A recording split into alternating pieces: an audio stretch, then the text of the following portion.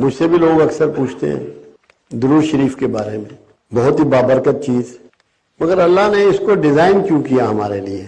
قرآن حکیم میں پروردگار کہہ رہا ہے کہ میں اور میرے فرشتے رسول اللہ پر درود بھیجتے ہیں، اے ایمان والو تم بھی درود و سلام بھیجا کرو۔ کیوں ڈیزائن کیا؟ درود کا مطلب کیا ہے؟ دعا، پرے فار پروفٹ۔ تو معاذ اللہ، کیا رسول اللہ ہماری دعاؤں کے محتاج ہیں یا ہماری دعائیں ان کا کچھ سنوار سکتی ہیں؟ یہ کوڈ ہے جس کو ہمیں سمجھنا ہے۔ جب آپ درود شریف پڑھتے ہیں تو رسول اللہ صلی اللہ علیہ وسلم کے لیے دعا کرتے، اے اللہ ان پر اپنی رحمت میں اضافہ فرما اور ان پر اپنی برکت میں اضافہ فرما۔ یہ آپ کے لیے کمپلسری ہے۔ آپ نے اگر زندگی میں ایک نماز بھی پڑھی ہوگی تو درود شریف پڑھ لیا، کسی جنازے کی نماز بھی ادا کر لی تو درود شریف پڑھ لیا۔ یہ کیوں اتنا باؤنڈ کیا؟ کیوں اتنی پابندی لگا دی آپ؟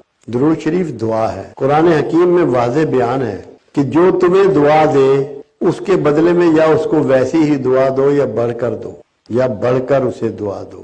اور رسول اللہ صلی اللہ علیہ وسلم کو اللہ نے اہتمام فرمایا ہوا ہے کہ جو بھی شخص درود پڑھتا ہے، درود بھیجتا ہے، وہ اللہ کے رسول کو اس کے والدین کے ناموں کے ساتھ پہنچایا جاتا ہے۔ درود شریف پڑھنے والے کے والدین کے ناموں کے ساتھ رسول اللہ صلی اللہ علیہ وسلم کو پہنچایا جاتا ہے۔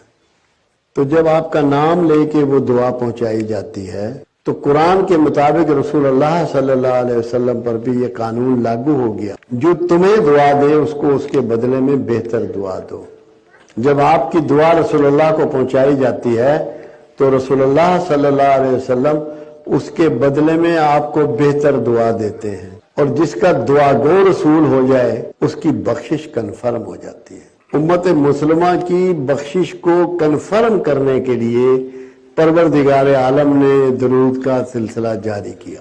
اس کو ہمیشہ کرتے رہیں اور یہ ذہن میں رکھیں کہ آپ کا درود رسول اللہ صلی اللہ علیہ وسلم کو پہنچایا جا رہا ہے اور وہاں سے اس کے بدلے میں بہتر دعائیں آپ کو نصیب ہو رہی ہیں۔ تو آپ کی بخشش کا یہ اللہ نے بندوبست فرمایا کہ چاہے بھلے آپ نے زندگی میں ایک ہی دفعہ پڑھا ہو تو آپ کو ایک دفعہ تو دعائیں آپ سے مل گئی۔